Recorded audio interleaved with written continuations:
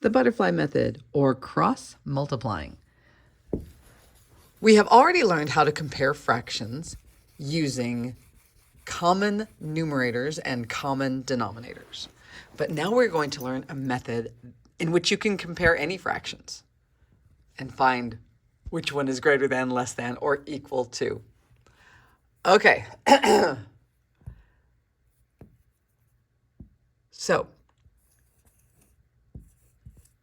3/4.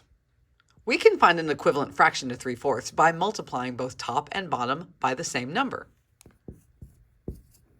If we multiply the top and the bottom by the same number, we get 6/8. 3/4 is equal to 6/8.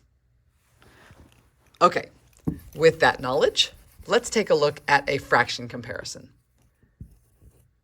3/4 and 2/3. Their numerators are different, their denominators are different. How do we compare them?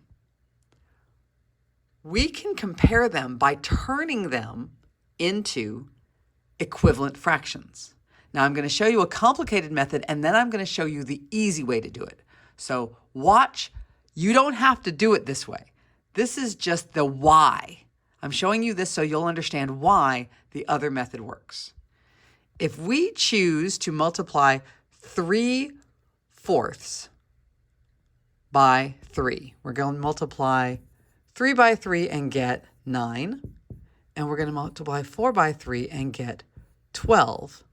We have an equivalent fraction. 9/12 is equal to 3/4. Now let's look at 2/3.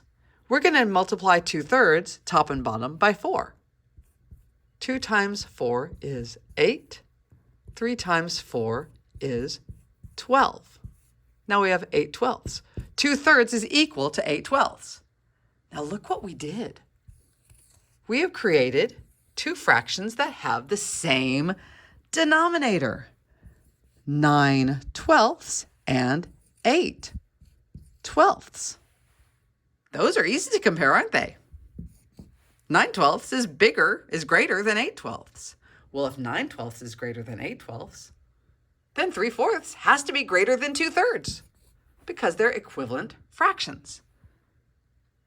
So that works, but that's not the easy way. Now I'm going to show you that same method of comparing, but in a neat little tidy way to do it. 3/4, 2/3. First, I'm going to show you the butterfly method, and then I'm going to show you cross multiplication, and you will see that they're really the exact same thing, just different ways of drawing them. The butterfly method looks like this. A butterfly. 3 times 3 is 9. Oops, that's a silly place for his antenna. We need to put his antenna on his head. 9. And 4 times 2 is 8. Let's give him a little face.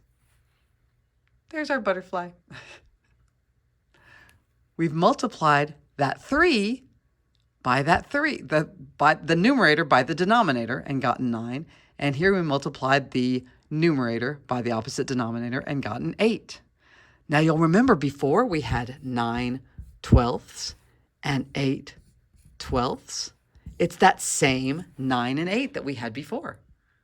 But we don't need to worry about the denominator because they're the same. We don't need to know what it is. We just need to see the numerators. 9 is bigger than 8, so 3/4 is bigger than 2/3. Butterfly method. Now let's look at the cross multiplication method. 3/4, 2/3. Cross multiplication, you draw an arrow from the denominator up to the opposite numerator, and you multiply, and you put that 9 at the top of the arrow. I drew an arrow from the denominator up to the opposite numerator. I multiply, and I put the answer at the top of the arrow. Which one's bigger? The 9 is. So 3/4 is bigger than 2/3. Now where should I write my greater than? It's not as tidy. Here we've got a nice little spot for it, but here, let's go ahead and write it right up here. 3/4 is greater than 2/3. Let's do one more example, and you can choose whichever one you like best. Let's do 5/7 and 4/5. 5/7, 4/5. Let's do it butterfly way. I'm drawing my butterfly, giving him a cute little head and some antenna. Okay, 5 times 5 is 25. 7 times 4 is 28. 28 is larger than 25. So 5/7 is less than 4/5. Now let's do it cross multiplication way. 5/7, 4/5. Drawing my arrow. 5 times 5 is 25. Drawing my arrow. 7 times 4 is 28. 28 is bigger, so 5/7, is less than 4/5. Okay.